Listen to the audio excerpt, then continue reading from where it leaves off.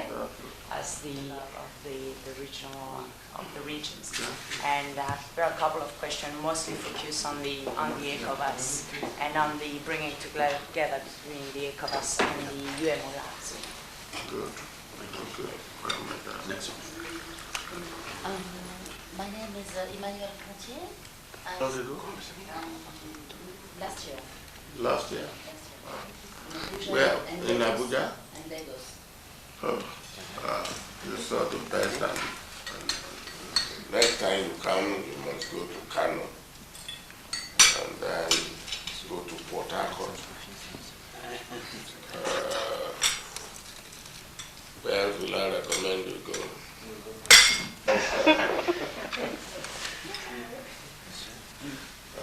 But you like which of the two cities? Which one do you like better? Abuja and Lagos.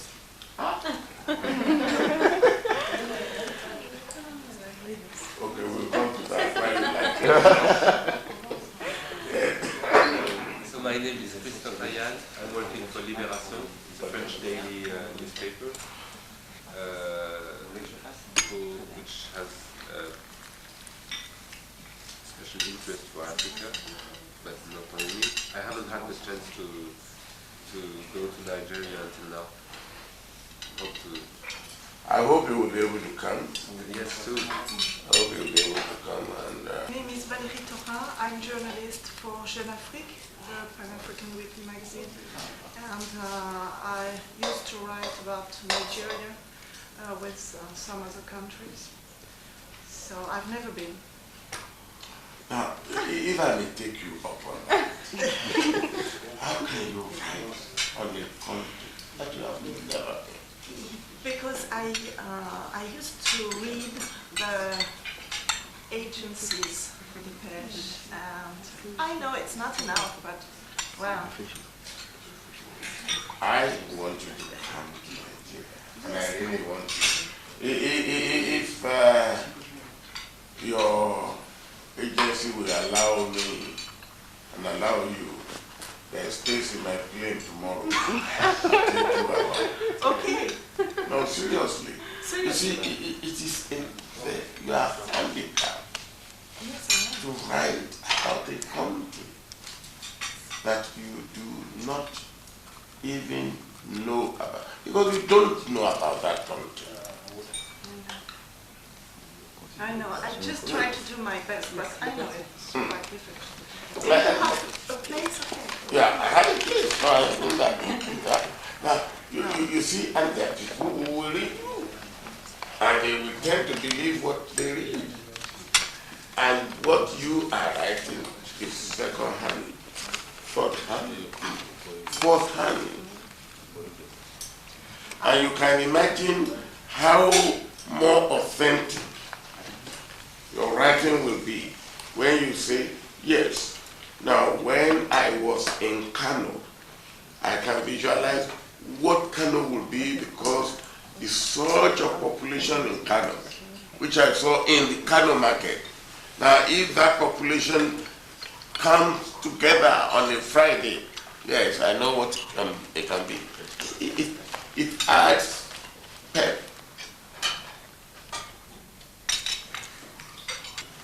Okay. Okay. I'm Gracie, also from Jeune Afrique Group, and this is what we try to change, Your Excellency, because I'm in charge of the country report, Jeune Afrique Plus, and we are preparing at the moment one report on Nigeria to bring Nigeria closer to our readers, because we know that we are mostly based in the Francophone countries, but we really want to open in the Anglophone countries, and this is why we are thinking to go to Nigeria, if possible, next month, in order to have a better knowledge of what's going on there. You two have never been to Nigeria? No, it's the first time I want to go. Okay. Well, I hope you'll be able to Speak like all my colleagues. Ashe mutumin Nigeria. Mutumin Nijar ne ya tasawa. Sannu. Yauwa. Amma ka san Nigeria? Dangina suna Kano. Ah, kaso na. Yeah. Dangin uwata na Kano, ubana na kaso na.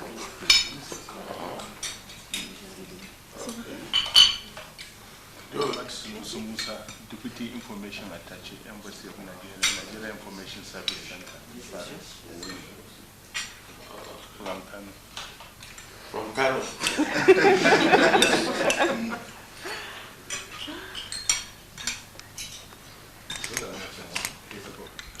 A Kano man who is not a merchant. Merchandising news. It's the only merchandise. Yeah, what did I News merchandise. What to do to stop this politicization of China?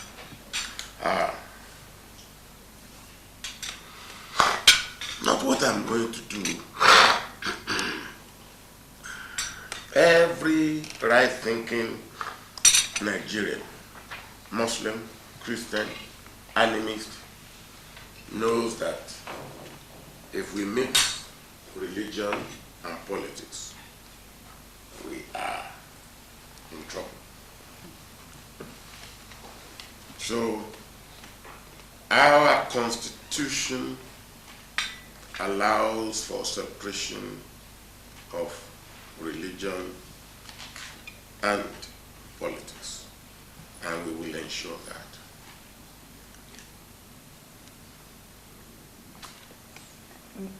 Mr. President, just to come back on the subject, obviously Nigeria played a key role in the stabilization of the whole regions, in the political stabilization of the whole regions.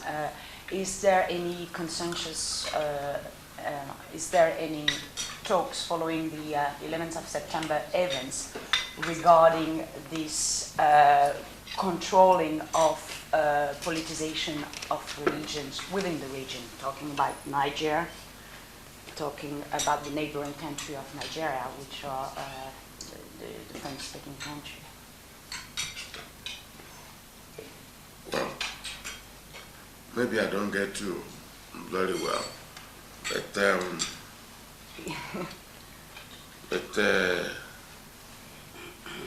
even in Nigeria itself, I have a panel going on now. This my brother is supposed to be a member of that panel. That's why I'm wondering what is here. He's still a member, sir. Huh? He's still a member, sir.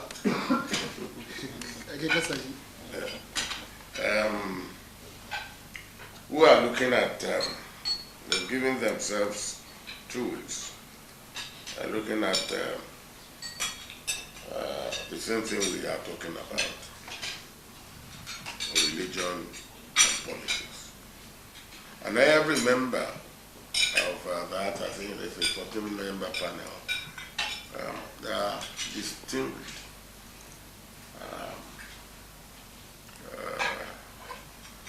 Either Islamic scholar or Islamic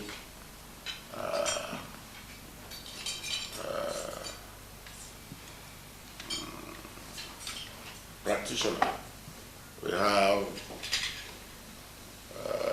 traditional rulers, 2 distinguished traditional rulers. We have real Islamic scholars that are of international repute. So we have to do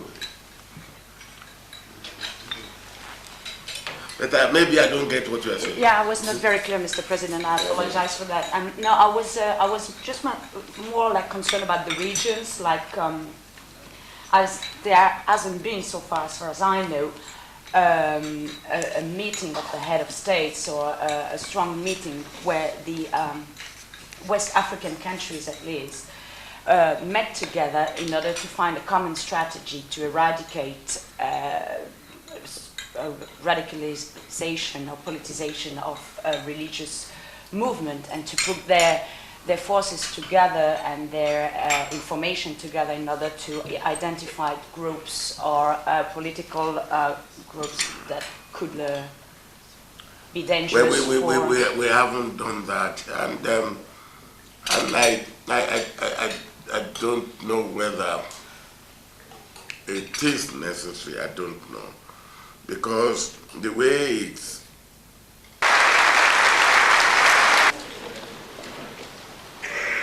Your Excellency, President Chirac,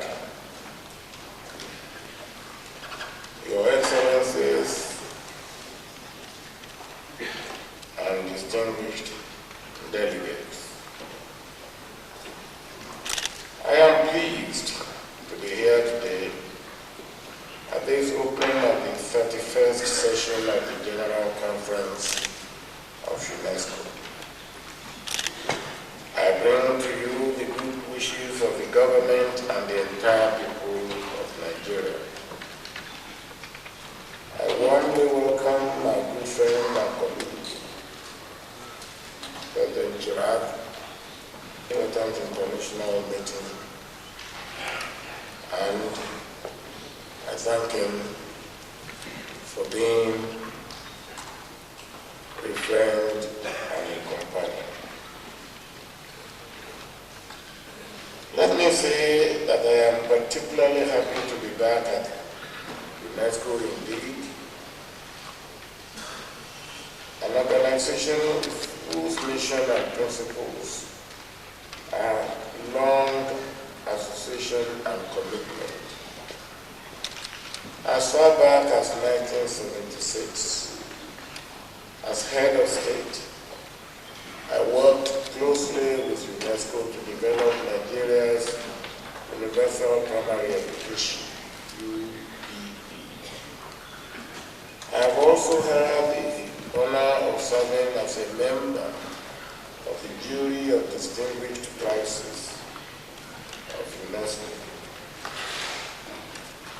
Since the transition to democratic governance in Nigeria, our administration has been fruitfully cooperating with UNESCO in many key areas. And I want to salute Director General Basura for this accomplishment. Madam President, it is not possible to overemphasize UNESCO's significance and relevance in crucial areas of concern, not only to Nigeria, but to other developing countries and indeed the world at large. As the current chairman of the South Summit since the G77 summit in Havana last year, I want to underline the confidence and trust as well as the expectation which the developing countries place in UNESCO. By a circumstance of terror and cruelty, we meet at a crucial juncture in world development and politics. The heinous events of 11 September in the United States of America have stunned the world and curtailed many international activities. Thus, this General Conference offers a most welcome forum to reflect on implications of an entirely new dimension of terrorism and the threat to world peace based on shared global values, conventions, and collective security. There is an urgent need to revisit and strengthen the global system of interaction and cooperation if organizations of the United Nations system, such as UNESCO, are to live up to their potential and expectations. Let us reassess and reaffirm at this conference the future of international cooperation, which incidentally is one of the principal objectives inscribed in the Constitution of UNESCO. Although Africa is the weakest region of the world I want to emphasize that all countries must be involved in the search for answers and in the shaping of the new structure of the international system that may evolve. We witnessed that UNESCO's agenda has suddenly become part of the agenda of the highest political order in the world. We therefore have an obligation to endow our organization with inspiration and resources to contribute to the global soul searching and action in the wake of recent events, and to carry out any new or reinforced roles thrust upon it. This demands new efforts to focus and sharpen even more the effectiveness of its actions, actions which it must undertake more and more in concert with other relevant elements of the international community.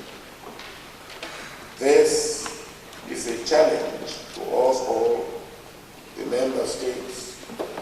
After all, we are UNESCO. Let us articulate the vision, mission, policies, strategies, programs, and activities of the organization, and also to provide adequate means and support for implementation. The time seems right for us to solemnly rededicate ourselves to the noble objectives of UNESCO's Constitution, articulating our determination to proceed through international cooperation on the path of peace, development, tolerance, and dialogue. In other words, we must strengthen UNESCO for future contributions in a changed world environment. Indeed, UNESCO's mandate remains at the very heart of the world's basic needs for survival, which includes the need for knowledge sharing, the demands to uphold diversity, dignity, tolerance, pluralism, and democratic principles, especially in the context of globalization. The creation of UNESCO itself, the result of a tremendous act of faith, is premised on defending peace in the minds of the people, terminating the evils of war, hatred, and inequalities and unfairness, and halting all oppression, be it of man by man or of nation by nation. The global village will not owe its existence solely to scientific, technological, and economic advances. It will survive only when its development processes incorporate the educational with the cultural, the social with the spiritual, and the religious and ethical with the traditional. These are the true indices of the intellectual content of the emerging new world, if that world is to be peaceful and harmonious. Prejudice towards other cultures and civilization is a major impediment to true globalization. Dialogue begins at home. A democratic dispensation and a spirit of good governance affords all the opportunity for dialogue, debate, deliberations together for peaceful solution rather than bitterness, confrontation, and violence. Nigeria, for one, looks to UNESCO to serve as a steady forum where nations of the world can reaffirm their commitment to peaceful ways of conduct, to a redoubling of their efforts of tolerance and giving practical meaning to the much wanted a much needed concept of dialogue among cultures, civilizations, and religions. At the recent Durban Conference on Racism, Racial Discrimination, Xenophobia, and other forms of intolerance, my message emphasized the absolute need for all of us to commit ourselves to opposing all forms of discrimination, wherever they may occur. Unfortunately, this seminal event was overshadowed by discord and political disputes. We seem to have lost an opportunity to face the real challenges of changing the prejudices, biases, and discrimination which had formed the bedrock of human inhumanity to man. These are the challenges set out in the Constitution of UNESCO by the visionary founders of the organization. We owe these founders more than gratitude for their vision, thoughts, and ambition for the good of humankind. The challenge now rests with us to translate their ambition into reality 55 years after creating the organization, and in the process not only make UNESCO's role on the world scene dynamic and constructive, but also viable and respected. Without universality, UNESCO's voice will be impaired and its role will be hampered. Given the importance of UNESCO's agenda, and let us not forget that the Constitution was co-drafted by an eminent American, Archibald MacLeish. We cannot rest until universality of membership is restored. I commend the United States Congress for having initiated the process of returning to UNESCO. We hope that the next few weeks will bring a fruitful conclusion to these welcome news. Likewise, I hope that Singapore will also reclaim her rightful place in this world body. It is imperative that UNESCO be provided with adequate resources, especially at this crucial moment. Nigeria observes with concern the consequences of the zero nominal growth budget for UNESCO, the third of such budget in a row. Care must be taken to ensure that such a policy will not be tantamount to a creeping reduction of the real value of the budget, thus emasculating the core capacities of the organization. I therefore appeal to our fellow members countries, especially the industrialized nations, to help change this rather counterproductive budgeting policy. We observe with satisfaction that the Director General has since putting in place reform measures aimed at enabling the organization to better serve the needs and aspirations of member countries.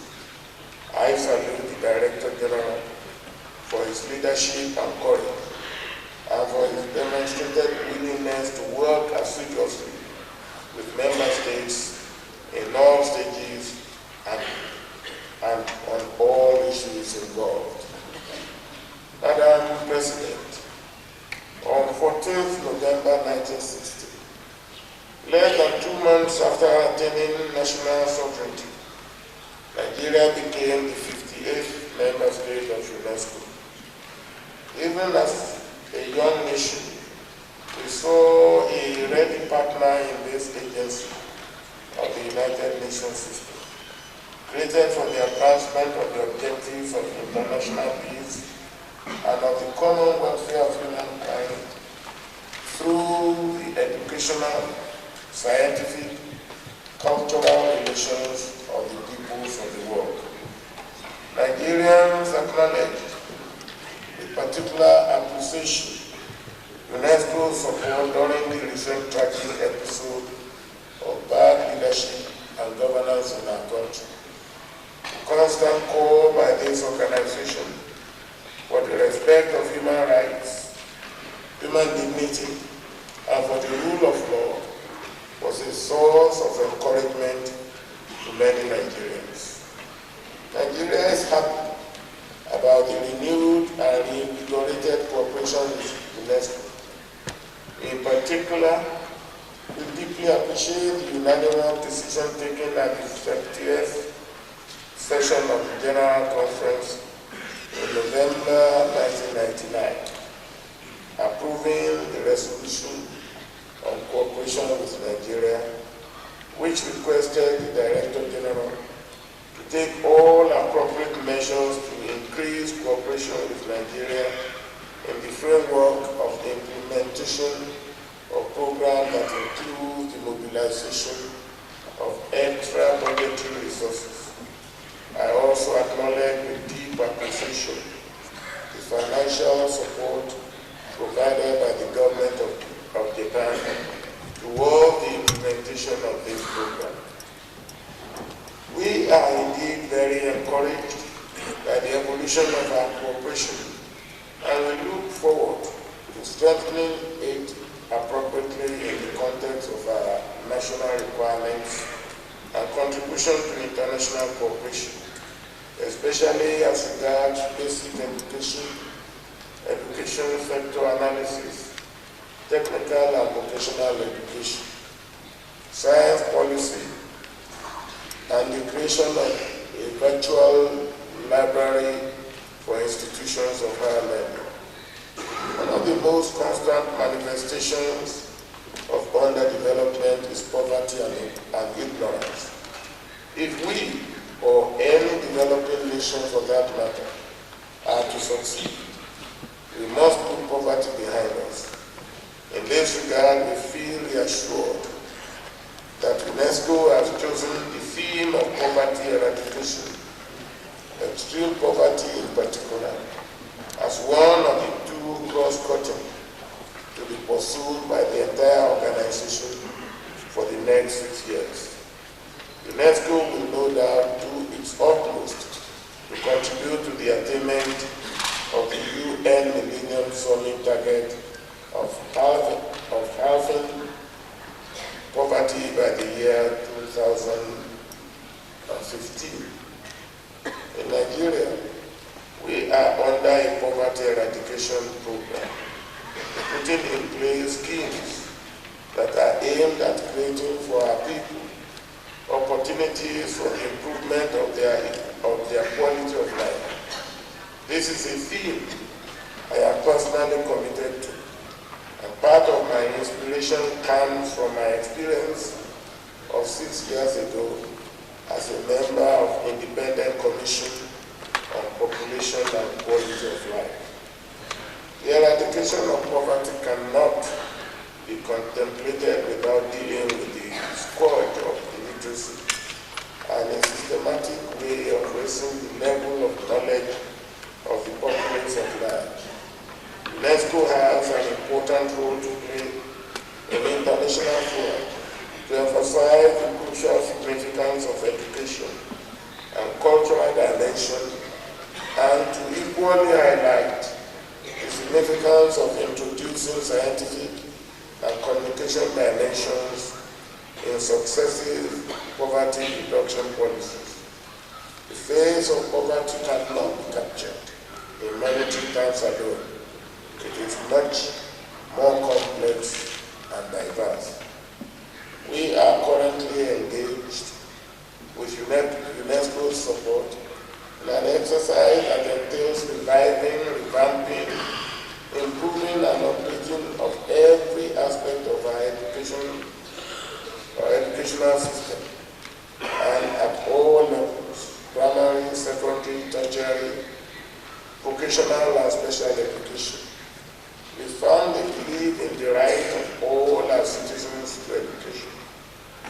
This right must be translated from an ideal into a living reality. This was our vision when we launched the Universal Basic Education Program 2 years ago. We have equally given attention to the content and quality of our education. Given the ethnic diversity in our country, we have been most mindful of the need to use education as a unifying factor and an element of cohesion in nation building. UBE, Universal Basic Education, was therefore conceived as a key component of education for all approach, for which we, as an education nation, bear particular responsibility, and for which we have sought UNESCO's cooperation. Madam President, in their joint statement on the occasion of the first anniversary of the Dakar World Education Forum in June 2001, UNESCO Director General, together with the heads of UNDP, UNICEF, UNFPA, and the World Bank, quite rightly observed that the educational challenge is greatest in Africa. It was also observed that about half of the countries of Africa are unlikely to reach the target of universal primary enrollment by year 2015. Furthermore, it is quite possible that halfway through the next decade, more than 30% of children will never attend primary school or learn to read and write. This is politically and morally unacceptable. We have the responsibility to avert this situation. The only way to do so is to mobilize now for effective and purposeful action. A special and concerted effort is warranted for this purpose, since African nations must grapple with a myriad of socio-economic difficulties which militate against their aspirations for adequately educating their people. Our education for all obligations are compounded by the tremendous needs for preventive education, counter-HIV/AIDS. Nigeria last May hosted the Abuja Summit to articulate an African action program. We call on the international community to contribute generously to the UN HIV/AIDS Global Trust Fund established at that summit to fight HIV/AIDS to a standstill. Developing countries feel deserted by the dramatic drop in official development assistance. We call on all our development partners, especially the OECD countries and the international finance institutions, to join us in providing a critical mass of financial resources.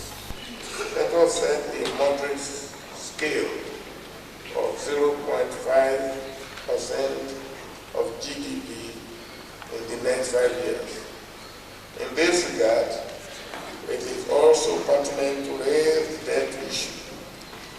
Let me plead once again that African countries should be relieved from their debt burden that impedes national development and the provision of education and other social services.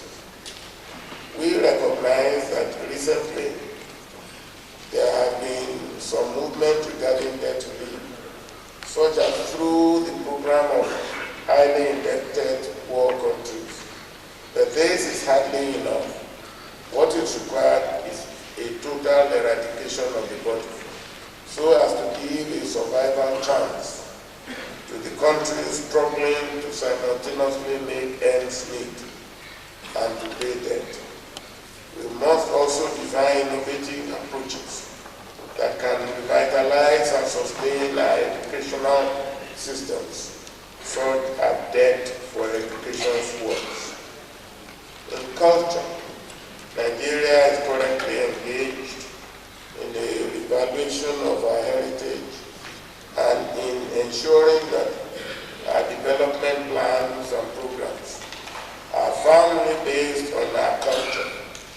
Our government encourages science and basic research, and we are determined to build a science-literate society in which members are better able to contribute to and benefit from the advancement of science.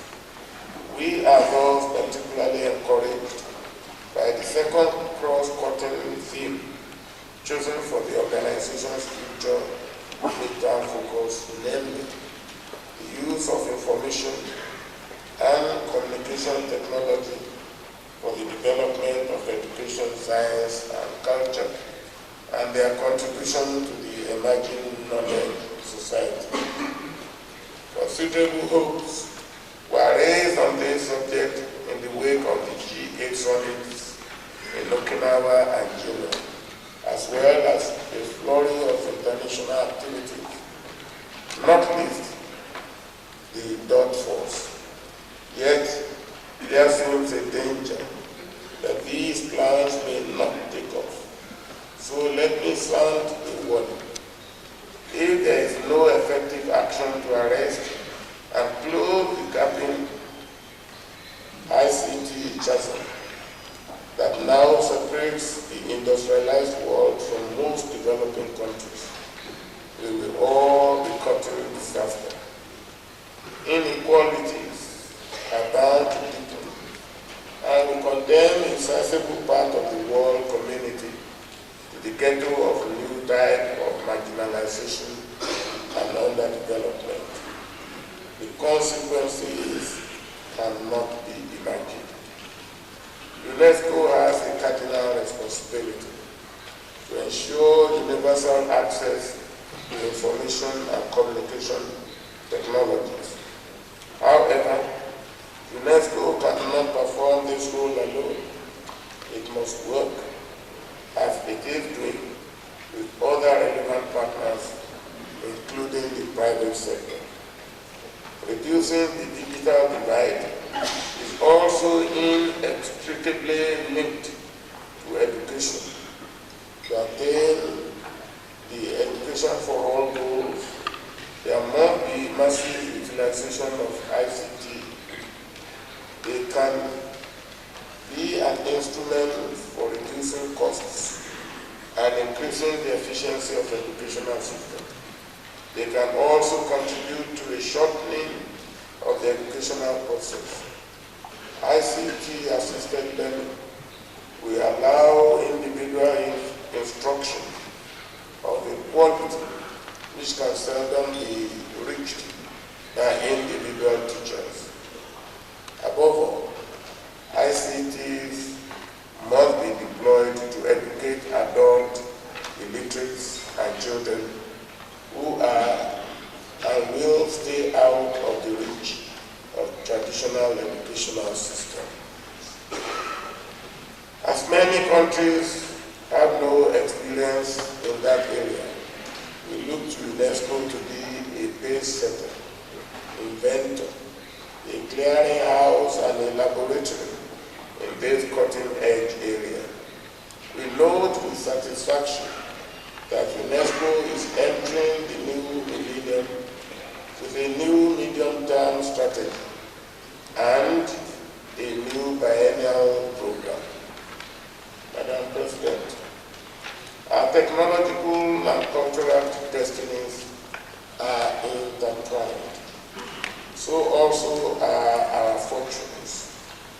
It is only through genuine international solidarity and cooperation that we can work together for the good of all peoples and in fulfillment of the hope that inspired those founders of our organization to envision a UNESCO that can indeed advance through educational, scientific and cultural relations of the people of the world, the objectives of international peace, and of the common good of all humankind. I thank you all.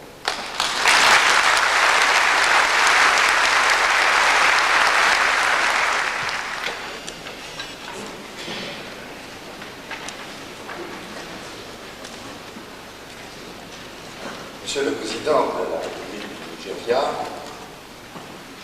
Madame le cher ami, Madame la Présidente de la Conférence générale, Madame la Présidente du Conseil exécutif, Monsieur le Directeur général de l'UNESCO, Mesdames, Messieurs, a-t-on retenu toutes les leçons du XXe siècle? Telle est la question que beaucoup se posent aujourd'hui.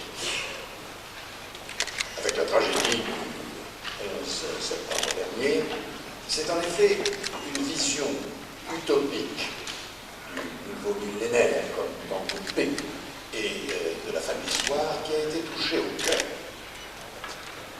D'aucuns avaient le sentiment que nous avions laissé derrière nous le siècle des deux guerres mondiales et de ces millions de morts, de la Shoah, du Goulag, dans l'autre massacre. Malgré les conflits qui continuaient d'ensanglanter notre planète, le siècle naissant est accueilli avec espoir et confiance.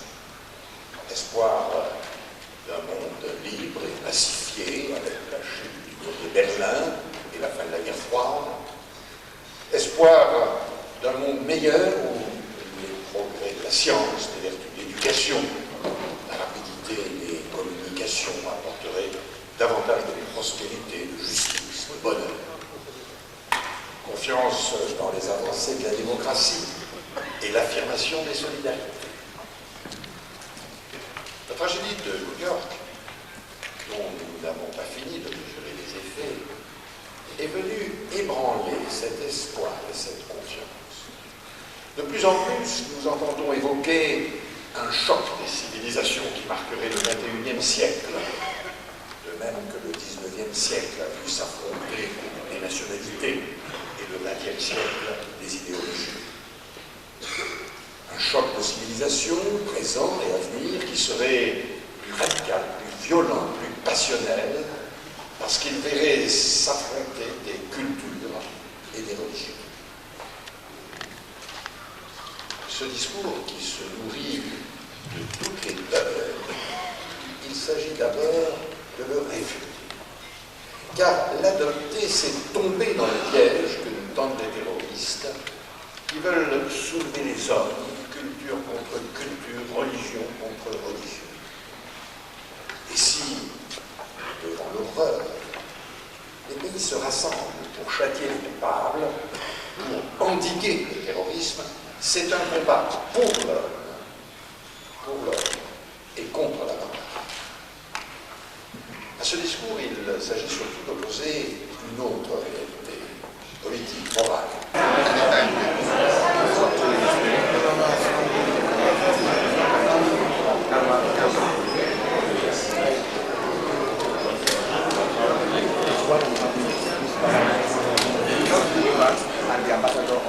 Ladies and gentlemen, we are very privileged this morning, or it's now afternoon, to have one of the most distinguished sons of Africa and head of state of Nigeria. We welcome you, Your Excellency. Maybe you might want to say one or two words to the permanent delegations of the African group and then the ministers. Thank you very much. Well, I just want to thank you for receiving me. It's for me a delight to be here again. These corridors used to be familiar in the past. And for some time, they were no longer familiar, but by coming here today, give me some happy memories. But most important thing I really want to say is that for us in our part of the world, in Africa, if we are going to break the cycle of poverty, education is the key.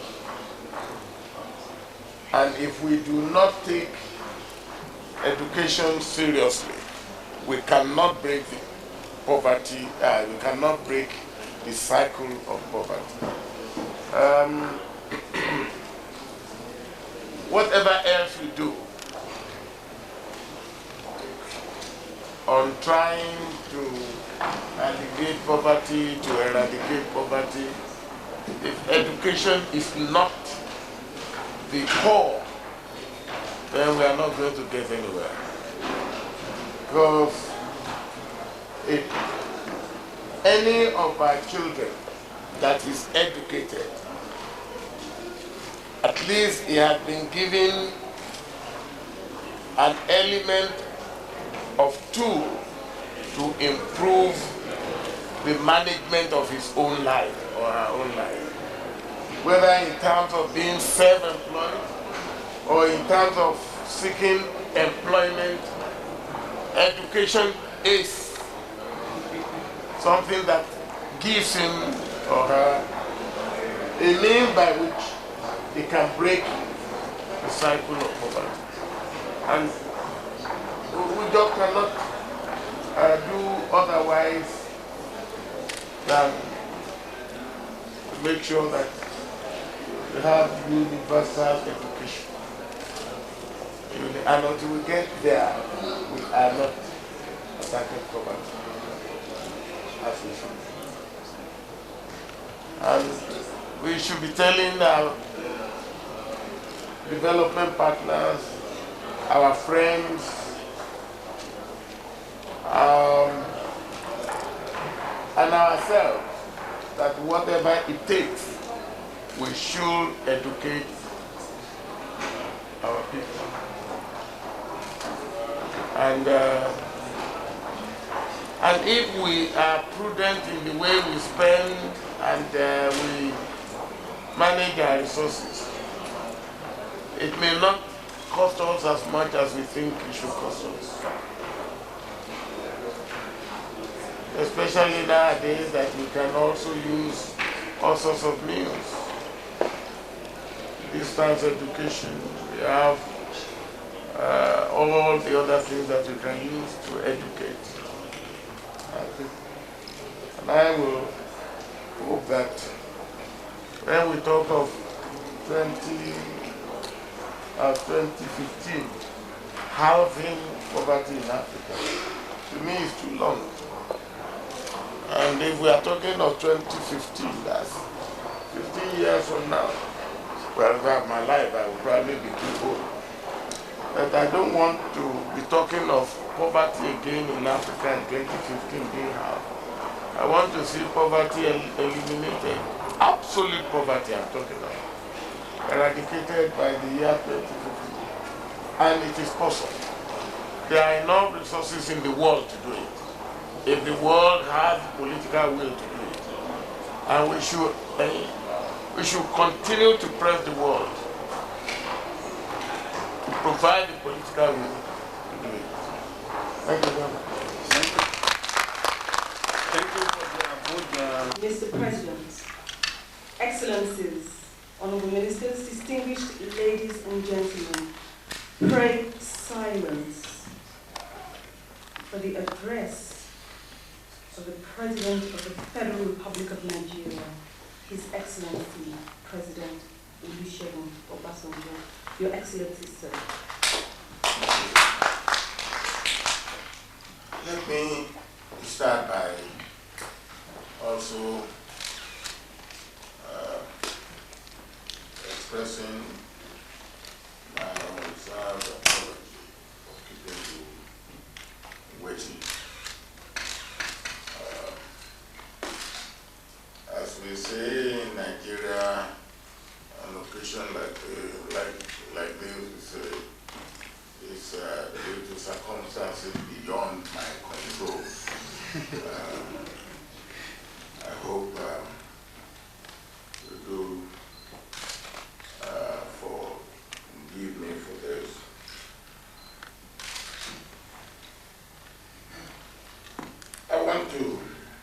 underline three things briefly, and then I hope you will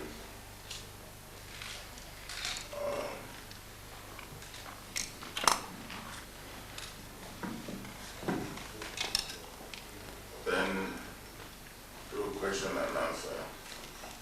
Cover whatever ground I have not been able to cover adequately, because we do not have all the time at our disposal. One, of course, what brought me and my delegation is UNESCO. And as I said at the opening of the session this morning, since the new democratic dispensation in Nigeria, we have had particularly very close association with UNESCO, and we have enjoyed tremendous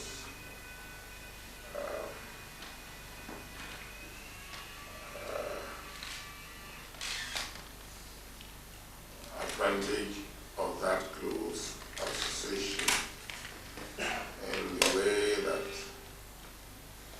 in our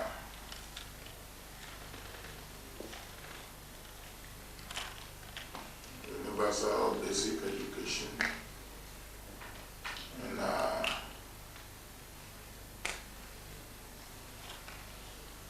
rehabilitation of our tertiary institution,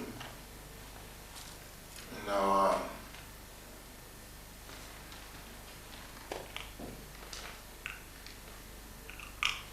libraries that we are building up. We have enjoyed support and assistance from UNESCO. And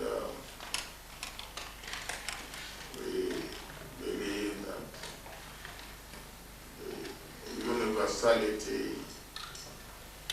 of an organization like that, an organization which was established so that peace can be developed in the minds of men, should also have ability to ensure that globally it has outreach for its ideal to be developed and to be inculcated. And one of the other things that I have been able to discuss with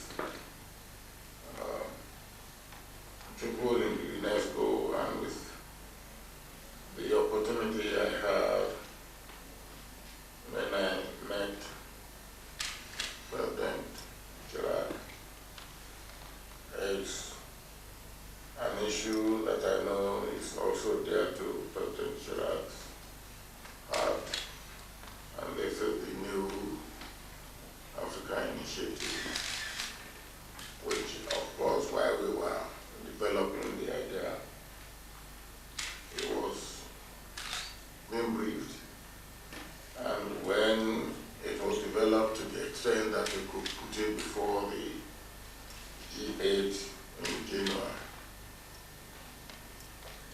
last July, we did so. And since then, of course, we have discussed it further.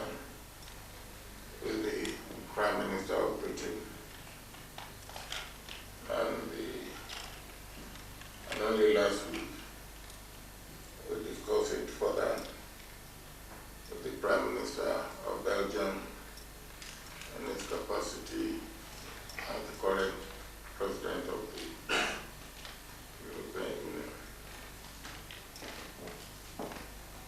Well, about the situation in Nigeria, we have interest, particularly the situation in Kano, which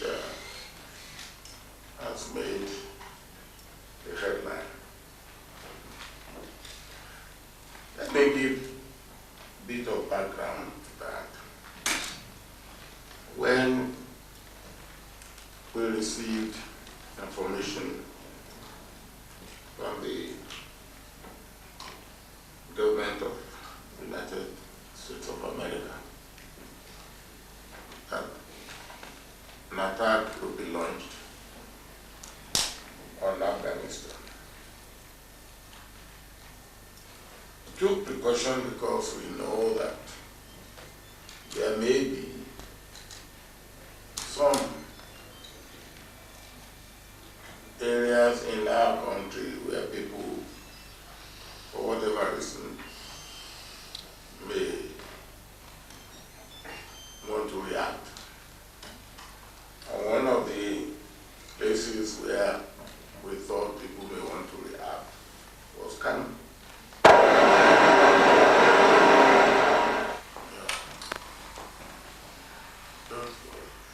It is also part of the action.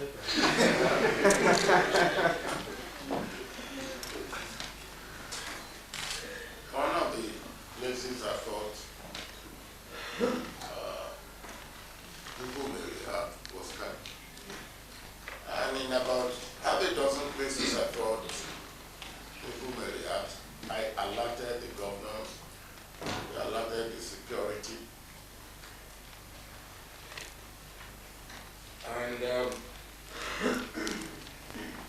And in Kano,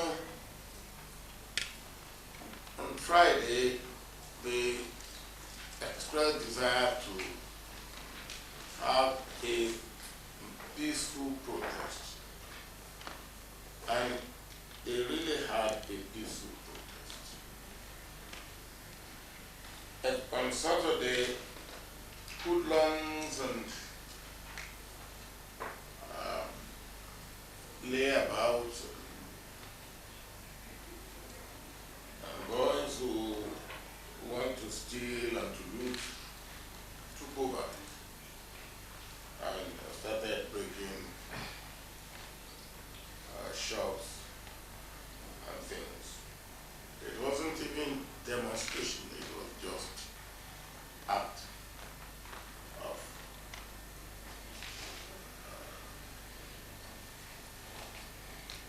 stealing. Of course, the police were called out to stop the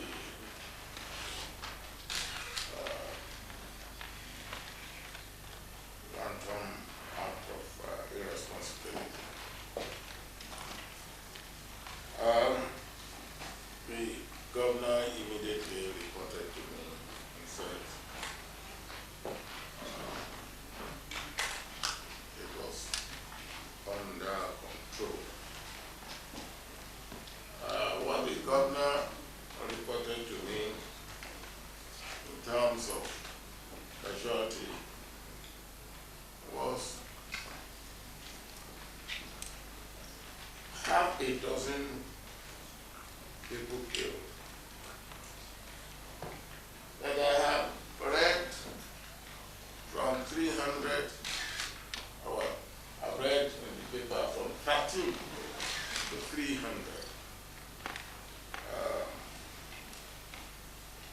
And even before I came out now, I was still finding out. And so a wide disparity. It might mean that something is wrong. On the government side, the number have not changed.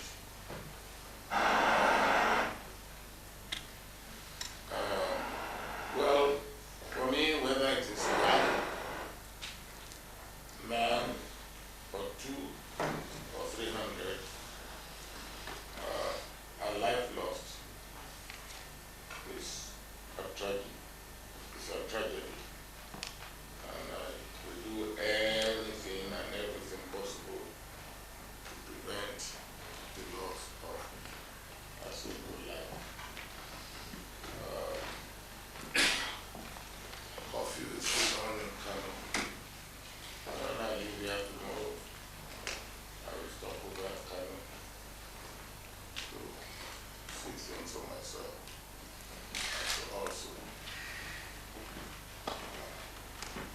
know or assess what the situation is actually on the ground. People have asked, does this mean that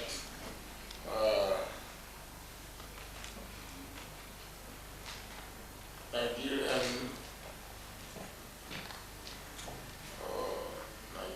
Muslims or northern Nigerians have rejected the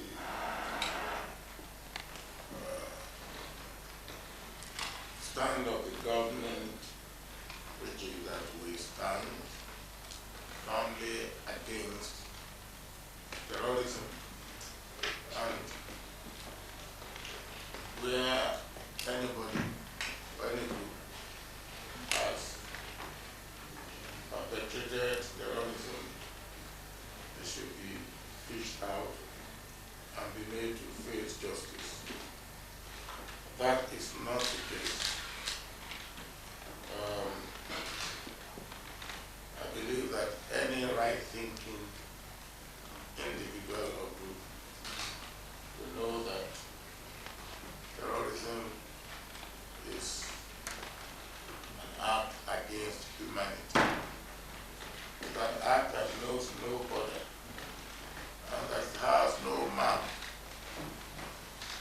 It does not differentiate between religion, between tribe, between race, between individuals.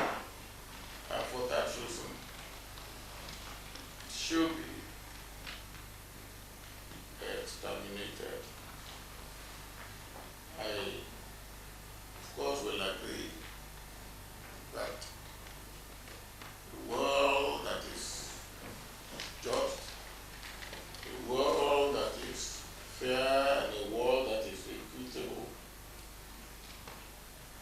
will, along with whatever else we do to fight against terrorism, will be what will help us to actually make the world itself more peaceful, more wholesome, and more a better place for us all to live.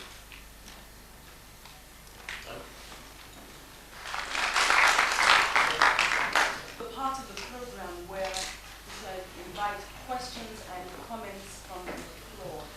If you want to ask a question, please indicate by raising your hand and identify your organization, your medium, and Mr. President, even if we can understand what you're saying about what happened Friday and Saturday, every month now there are deaths in your country based on religious frontiers. There's violence going on. We see a growing of fundamentalism with Sharia law being imposed. We have the impression that you're not doing anything to fight fundamentalism, to make Nigeria a tolerant country, and even worse, we have the impression that your country is going towards a division, a separation based on religion. What are you going to do? Well, if that's your impression is wrong. Sorry? I say if that is your impression is wrong. That's all I was saying. Excuse me, sir, but Well, you don't allow the press to come in and take a look for themselves, so you have to tell us this is an impression. You have to explain to us what you're going to do. Well, you are also wrong. No pressman who wants to come to Nigeria is prevented from coming to Nigeria. Is it an invitation Huh? for us to come? Pardon? Is it an invitation for us to come? You don't need an invitation. Yes, that's what we've been told at the embassy. We need the invitation to go there to do our work. Oh, if you have been given that impression, I now say to you, you don't have an invitation. You don't need a visa. And you get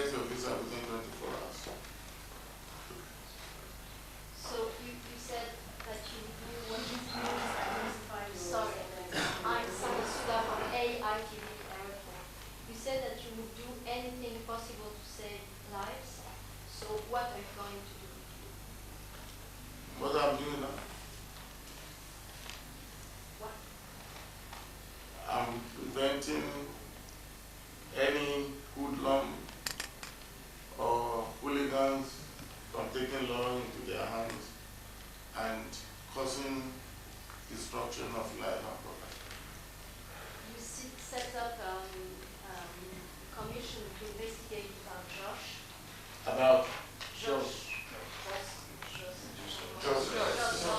Yes. No, that is done by the state. No, you set up a commission to investigate about what happened last month in Josh. I did not set that up. The state government set that up.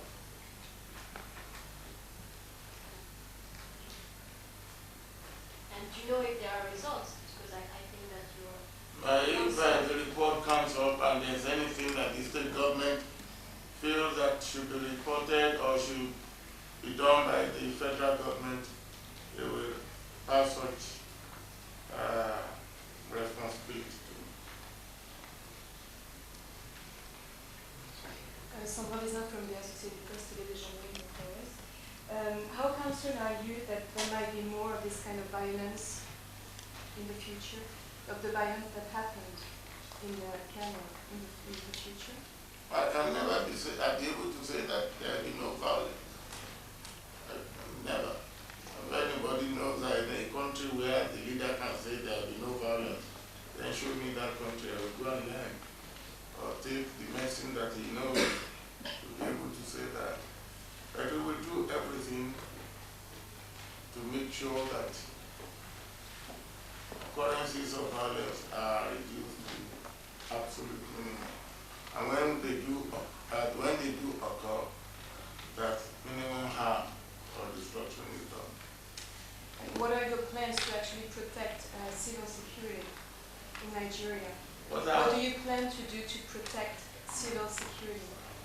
To maintain the security of the civilians in Nigeria? What are you planning to do in the future? Well, the civilians in Nigeria, as you know. To maintain the peace of your people, what are you planning to do? Because we have police, we have security agencies, and their job is the security of everybody. I won't say because of one eruption or two eruptions, they will say that that means Nigeria insecure. I will not accept that. And do you think in your country there might be any organization that might support Osama bin Laden's organization in Afghanistan? Because your country is mostly Muslim country, so do you think there might be people? You are wrong. My country is not mostly Muslim. My country is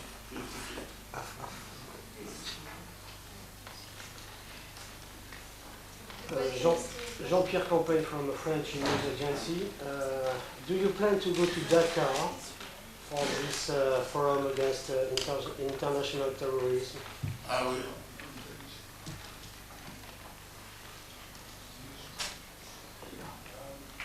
I will not because the way the meeting has been called is right, because we will want to correct so that we can bring such a meeting to the way it should have been done. We have a continental organization that should call such a meeting. So I'm sorry, this is my question again. So do you think that there might be any kind of organization supporting Osama bin Laden in Afghanistan, in your country? I don't think any organization, but I see individuals who, for one reason or the other, can believe that, well, just as you have individuals anywhere. And I don't believe that any individual, I don't believe, for instance, that CNN and showing the photograph of bin Laden for 40 minutes is in support for bin Laden.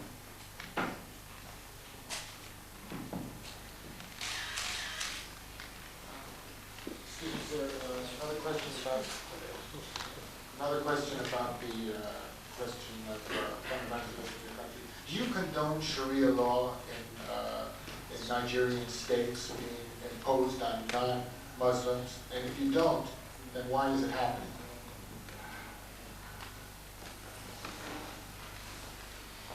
Many people don't understand Sharia law. Sharia law has been part and parcel of Nigeria from the colonial days. Today, in Nigeria, there are two types of laws that govern our existence. One, the codified law according to the British law, and what we call customary law. In the south, we have the customary law. In the north, we have what they call area court. An area court is nothing other than administration of Sharia law, which is simply civil law and personal law. Marriage, divorce, inheritance, and this has always been in a part and parcel of our existence. In 1979, Sharia Court of Appeal even entered our constitution. So Sharia is not a new thing in Nigeria.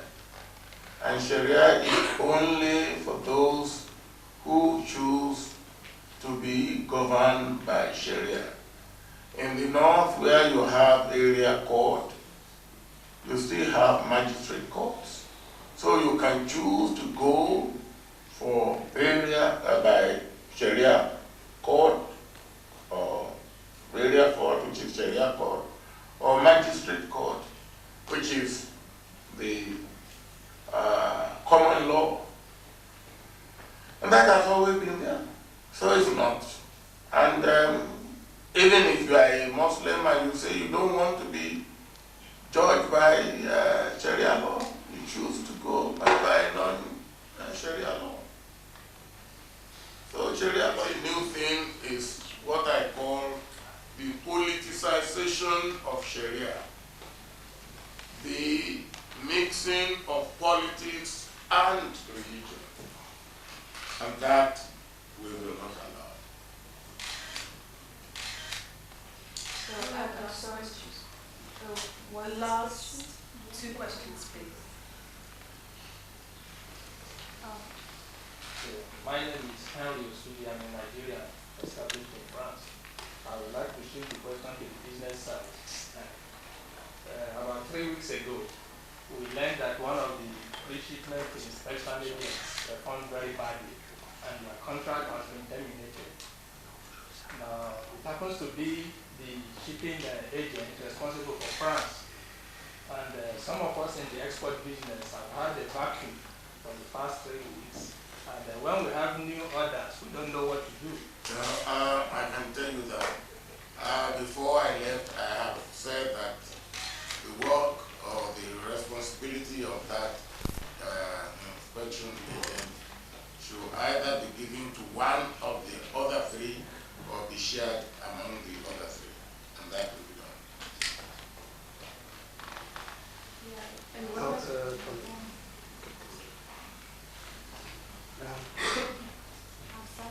I'm Linda Shosa. I'm Nigerian. Here, based here. And I was by saying,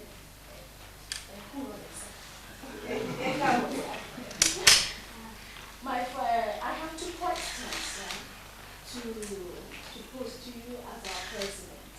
I had the good news back from, I'm based in London, I'm based here. The good news has been, what you're working in Africa. Yes. So I wish you more strength, because it's not easy to be a president in a country where a lot of, So my question is, and so we have a lot of element Nigerians based here. I'm talking about business. I'm a journalist here. And then most of us have not the opportunity, you understand this, to be more face to our people here in this country. We have, because we're in France, and a lot of things have been going on so far. And again, the Nigerians, or we say poor Nigerians here, and most of the time we don't know who to address, we don't know who to go, especially when it comes to media or communication. So, which, sir, I would like things maybe to the foreign affairs officer. People like us have been suffered so much to know who we are, what we are, or where we should be placed in.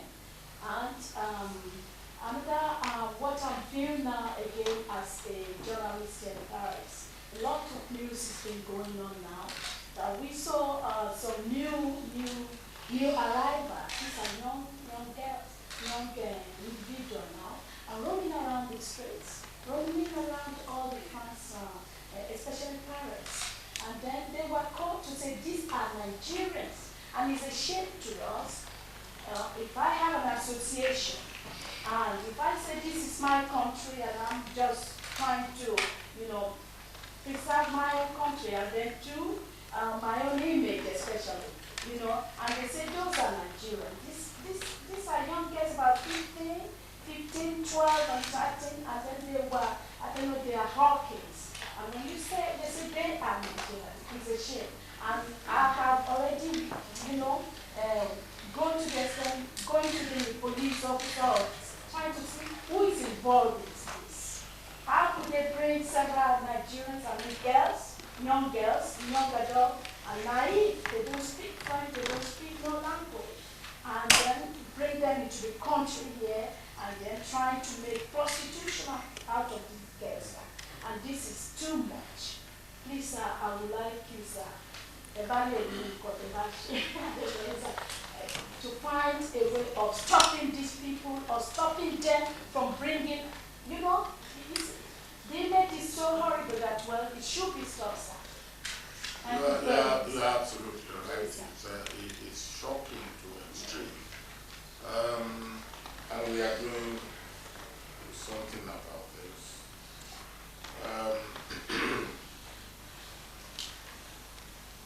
There are two sets of people who are guilty. There are the people at the Nigerian end who procure them. There are people at this end who buy them. And they actually buy them like slaves and use them as such. We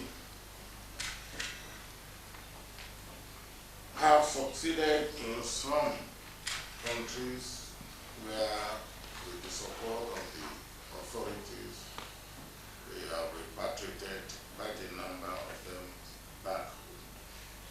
Actually, they adopted all the way from along the West African coast, because they lure them and promise them they will get them the job, and they will send them to school and all that sort of thing.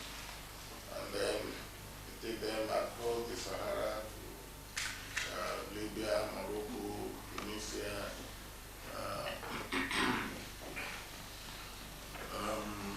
West Africa to Guinea, and Senegal, Mauritania, all around. And then you find them mainly in Italy, in Spain, in Portugal, India, few of them in Germany. And we have, with the effort of the foreign ministry and the countries that we are working with, we have gone into treaties and agreements to get these people back. Now, the unfortunate thing is that we get them back. Some of them stay back. We get them rehabilitated and put them back into their family, back to their family. Some of them stay permanently back. Some of them try to find their way back, unfortunately. But I agree with you. It's disgraceful, it's shameful. But we are not going to stop until we put an end to it. We will leave no stone unturned. Now you ask, what can you do? We have an embassy here. If you go to the embassy, you will have the ambassador. You are not asking for anything other than to give information or to ask for information. There is an information officer in the embassy, and there are other officers in the embassy who will give you the information you require. So don't shy away from going to the embassy. Yes, sir. I have heard some Nigerians saying that they don't want to go to the embassy because they may not be treated well in the embassy.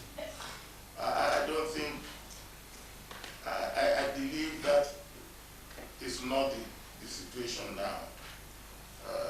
Try it, but if that is what you find in the situation, try and write to me. I will correct the situation. Thank you, Mr. President. Mr. President, Excellencies, distinguished ladies and gentlemen, after this program, there will be refreshments served in the adjoining room. But before we depart, I would like to acknowledge the presence of the reigning Miss Nigeria this evening. Distinguished ladies and gentlemen. Just before, I have something here. Ambassador put it on my head.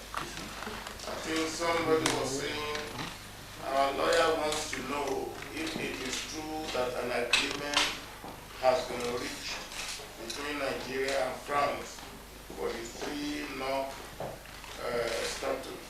statuettes to be loaned to France.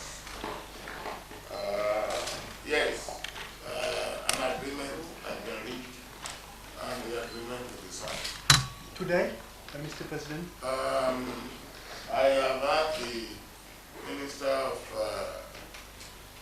Culture, who is here, to see if he can sign the agreement before she goes. But I don't know whether all the I's have been dotted and all the T's have been crossed. So if they have, it is signed.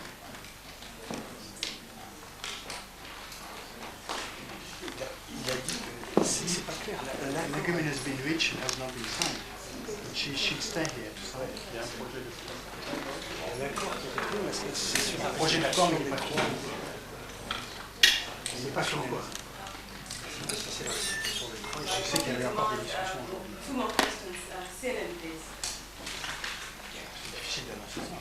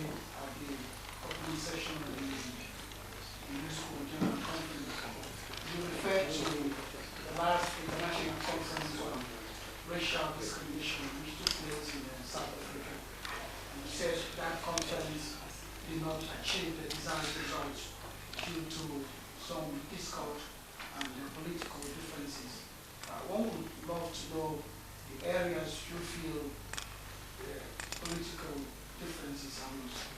Thank you. Well, before it even started, it was the devil. And as I said in my speech,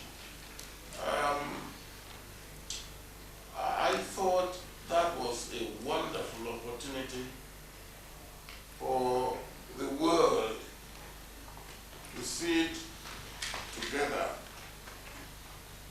and look at the harm that discrimination, prejudices, biases, xenophobia had done. And then to make up our mind that the harm that these very bad traits in human character have done in the past, we will acknowledge them. We will then say, yes, we will not allow these bad traits to continue to affect the human relationship.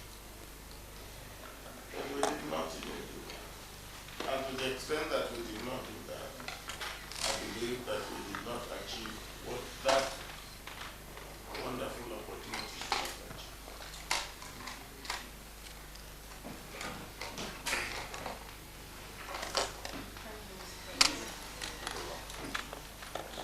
One more question about the situation in Afghanistan. What do you really think of the American intervention there? And how do you see the future? Sorry.